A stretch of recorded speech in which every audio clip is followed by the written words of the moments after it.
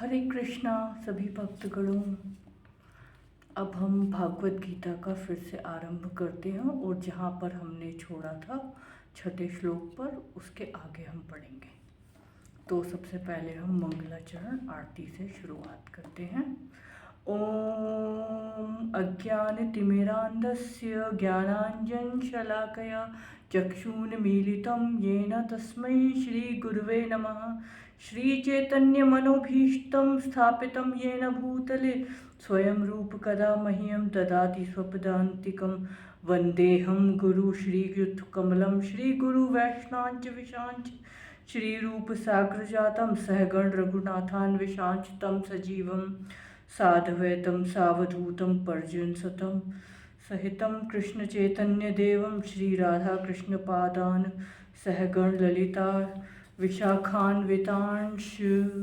हे कृष्ण करुणा सिंधु दीनबंधु जगतपते गोपेश गोपीकांतं राधाकांत नमोस्तुते। तप्त कांचन गौरांगी राधे वृंदावनेश्वरी वृषभानुसुते देवी प्रणमामि हरिप्रिये। वाञ्छाकल्पतरुभ्यश्च कृपा सिन्धुभ्य एव च पतितानां पावनेभ्यो वैष्णवेभ्यो नमो नमः। श्री कृष्ण चैतन्य प्रभु नित्यानंद श्री अद्वैत गदाधर श्रीवासादि गौर भक्तवृंद। हरे कृष्णा कृष्ण कृष्ण हरे हरे, हरे राम राम राम हरे हरे। हमने पिछली बार अपने पिछले श्लोकों में पढ़ा था कि दुर्योधन और कौरवों और पांडवों के बीच के युद्ध के बारे में वर्णन हुआ था, जिसमें अनेक पराक्रमियों के नाम लिए गए थे। अब हम 7वें श्लोक को पढ़ते हैं। अस्माकं तुम विशिष्टा ये तन्निबोध द्विजोत्तम नायका मम सैन्यस्य संज्ञार्थम तान ब्रवीमं ते। अस्माकं हमारे, तु लेकिन, विशिष्टा विशेष शक्तिशाली, ये जो, तान उनको, निबोध जरा जान लीजिए, जानकारी प्राप्त कर लें। द्विज उत्तम हे ब्राह्मण श्रेष्ठ, नायक सेनापति कप्तान, मम मेरी, सैन्यस्य सेना के, संज्ञा अर्थम सूचना के लिए, तान उन्हें, ब्रवीमि बता रहा हूँ, ते आपको। किंतु हे ब्राह्मण श्रेष्ठ, आपको सूचना के लिए मैं अपनी सेना के उन नायकों के विशेष में बताना चाहूँगा जो मेरी सेना को संचालित करने में विशेष रूप से निपुण है।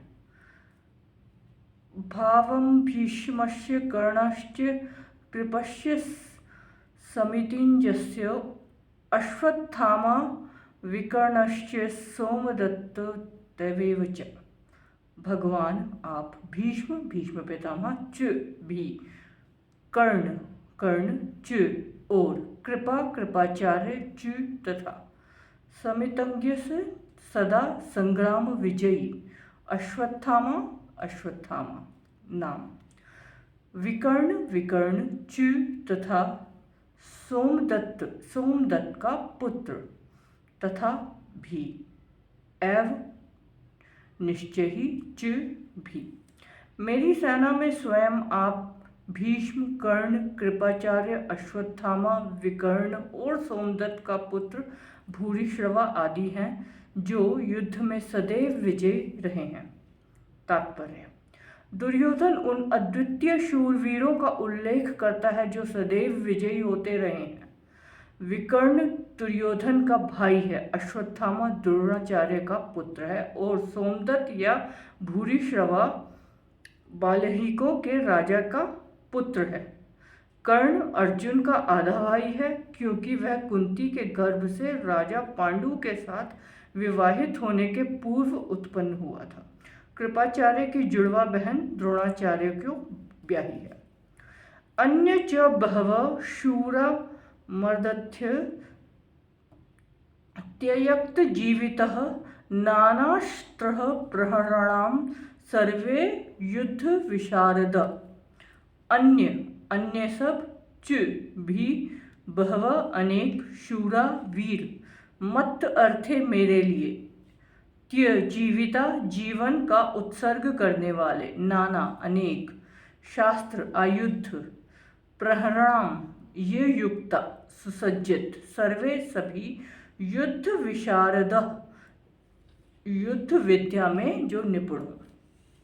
ऐसे अन्य अनेक वीर भी हैं जो मेरे लिए अपना जीवन त्याग करने के लिए उद्यत हैं। वह विविध प्रकारों के हथियारों से सुसज्जित हैं और युद्ध विद्या में निपुण हैं। तात्पर्य, जहाँ तक अन्यों का यथा जयद्रथ, कृतवर्मा तथा शल्य का संबंध है, वह सब दुर्योधन के लिए अपने प्राणों की आहुति देने के लिए तैयार थे। दूसरे शब्दों में यह पूर्व निश्चित है कि वह अब पापी दुर्योधन के दल में सम्मिलित होने के कारण कुरुक्षेत्र के युद्ध में मारे जाएंगे। निस्संदेह अपने मित्रों की संयुक्त शक्ति के कारण दुर्योधन अपनी विजय के प्रति आश्वस्त था। अपर्याप्तम तदस्माकं बलम भीष्मा भरिष्यतम, पर्याप्तम त्विदमेतषां बलम भीमा भीरुषितम। अपर्याप्तम अपरिमेय, तत् वह, अस्माकं हमारी, बलम शक्ति, भीष्म भीष्म पितामह द्वारा, अभिषिक्तम भली भांति संरक्षित, पर्याप्तम सीमित, तु लेकिन, इदम यह सब, एतशाम पांडवों की, बलम शक्ति, भीम भीम द्वारा, अभिरक्षितम भली भांति सुरक्षित, हमारी शक्ति अपरमेय है और हम सब पितामह भीष्म पितामह द्वारा भली भांति संरक्षित है, जबकि पांडवों की शक्ति भीम द्वारा भली भांति संरक्षित होकर भी सीमित है। तात्पर्य, यहाँ पर दुर्योधन ने तुल्यात्मक शक्ति का अनुमान प्रस्तुत किया है। वह सोचता है कि अत्यंत अनुभवी सेनानायक भीष्म पितामह के द्वारा विशेष रूप से संरक्षित होने के कारण उसकी सशस्त्र सेनाओं की शक्ति अपरमेय है। दूसरी ओर पांडवों की सेनाएं सीमित हैं, क्योंकि उनकी सुरक्षा एक कम अनुभवी नायक भीम द्वारा की जा रही है, तो भीम की तुलना से नगण्य है।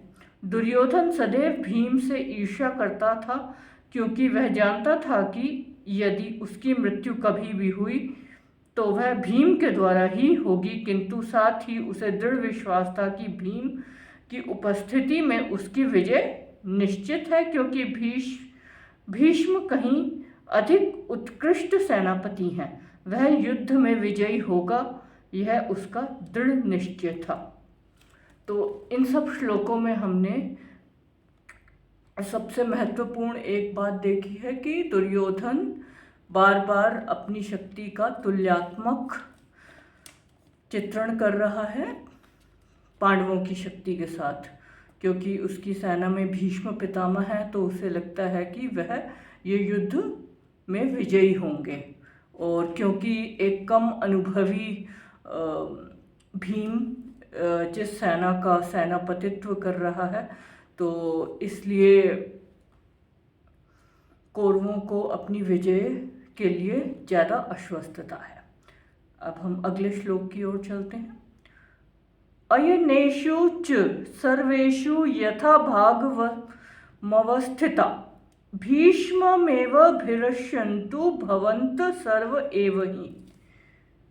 अन्येषु मोर्चों में च भी सर्वेषु सर्वत्र यथा भागम अपने अपने स्थानों पर अवस्थिता स्थिति भीष्म पितामह की एक निश्चित एवं निश्चय ही अभिरक्ष्यन्तु सहायता करनी चाहिए। भवन्तः आप, सर्वे सबके सब, एवं ही निश्चित ही। अतएव सैन्य व्यूह में अपने अपने मोर्चों पर खड़े रहकर आप सभी भीष्म पितामह को पूरी सहायता दें। तात्पर्य, भीष्म पितामह के शौर्य की प्रशंसा करने के बाद दुर्योधन ने सोचा कि कहीं अन्य युद्ध ना समझ लें कि उन्हें कम महत्व दिया जा रहा है। अतः दुर्योधन ने अपने सहज कूटनीतिज्ञ ढंग से स्थिति संभालने के उद्देश्य से उपयुक्त शब्द कहे। उसने बलपूर्वक कहा कि भीष्म देव निस्संदेह महानतम योद्धा हैं, किंतु अब वह वृद्ध हो चुके हैं, अतः प्रत्येक सैनिक को चाहिए कि चारों ओर से उनकी सुरक्षा का विशेष ध्यान रखे। हो सकता है कि वह किसी एक दिशा में युद्ध करने में लग जाएं और शत्रु इस व्यस्तता का लाभ उठा ले। अतः यह आवश्यक है कि अन्य योद्धा मोर्चों पर अपनी अपनी स्थिति पर अडिग रहें और शत्रु को व्यूह न तोड़ने दें। दुर्योधन को पूर्ण विश्वास था कि कुरुओं की विजय भीष्म देव की उपस्थिति पर निर्भर है। उसे युद्ध में भीष्म देव और द्रोणाचार्य के पूर्ण सहयोग की आशा थी, क्योंकि वह अच्छी तरह जानता था कि इन दोनों में उस समय एक शब्द भी नहीं कहा था जब अर्जुन की पत्नी द्रौपदी को असहाय अवस्था में भरी सभा में नग्न किया जा रहा था और जब उसने न्याय की भीख मांगी थी। यह जानते हुए भी कि इन दोनों सेनापतियों के मन में पांडवों के लिए स्नेह था, दुर्योधन को आशा थी कि वह इस स्नेह को उसी तरह त्याग देंगे जिस तरह उन्होंने ध्रुत क्रीड़ा के अवसर पर किया था।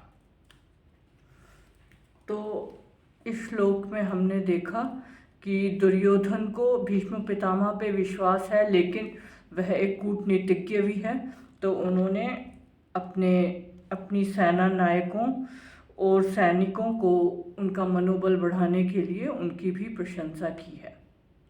अब हम आगे के युद्ध विवरण को अगली बार पढ़ेंगे। हरे कृष्णा।